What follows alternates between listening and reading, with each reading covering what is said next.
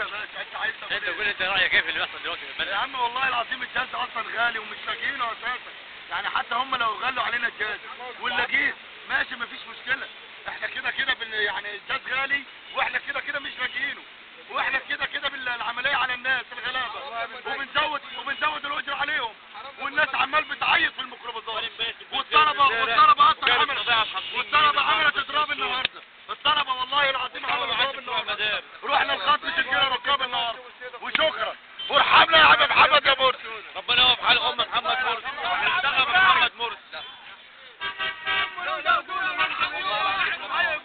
45 قدام البنزين 45، فلازم ن 46 عشان مش هنبات في البنزين يوم ولا يومين.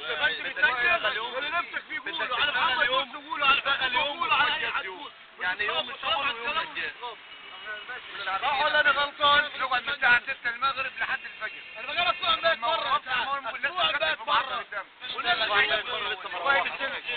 اسبوع امبارح مبيتين بره، روح عليهم اهو بدل عمال عشان خاطر سبحت الجاز، البشر ده كله سد بالليله كامله بالبيت، والله العظيم اقسم بالله اسبوع انا من بره مش لاقيين الجاز، وفي الساعه 7 البنزينه لحد الساعه 6 الظهر مش لاقيين، مش عرفنا نمول لحد دلوقتي، والناس عملت اضراب، الطلبه النهارده عاملين اضراب، مش عاجبهم عاملين اضراب النهارده، واحنا برضه عاملين اضراب، روح اسماعيليه بتقول لي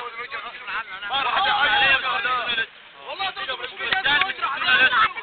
ولدنا هنا بيته غريب، بيته بتوع الدهليه سيبكم من القلب.